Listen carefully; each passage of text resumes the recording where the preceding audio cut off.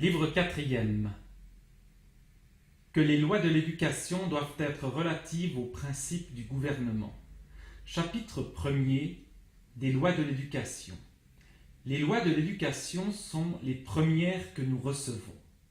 Et, comme elles nous préparent à être citoyens, chaque famille particulière doit être gouvernée sur le plan de la grande famille qui les comprend toutes. Si le peuple en général a un principe, les parties qui le composent, c'est-à-dire les familles, l'auront aussi.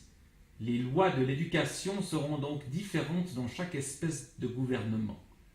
Dans les monarchies, elles auront pour objet l'honneur, dans les républiques, la vertu, dans le despotisme, la crainte.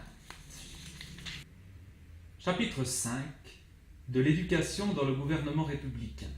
C'est dans le gouvernement républicain que l'on a besoin de toute la puissance de l'éducation. La crainte des gouvernements despotiques naît d'elle-même parmi les menaces et les châtiments. L'honneur des monarchies est favorisé par les passions et les favorise à son tour. Mais la vertu politique est un renoncement à soi-même, qui est toujours une chose très pénible. On peut définir cette vertu, l'amour des lois et de la patrie. Cet amour demandant une préférence continuelle de l'intérêt public au sien propre donne toutes les vertus particulières.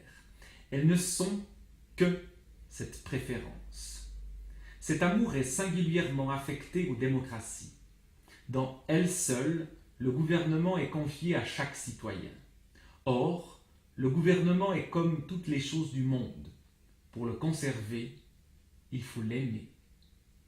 On n'a jamais ouï dire que les rois n'aimassent pas la monarchie et que les despotes haïssent le despotisme. Tout dépend donc d'établir dans la République cet amour. Et c'est à l'inspirer que l'éducation doit être attentive. Mais pour que les enfants puissent l'avoir, il y a un moyen sûr, c'est que les pères l'aient eux-mêmes. On est ordinairement le maître de donner à ses enfants ses connaissances. On l'est encore plus de leur donner ses passions. Si cela n'arrive pas, c'est que ce qui a été fait dans la maison paternelle est détruit par les impressions du dehors.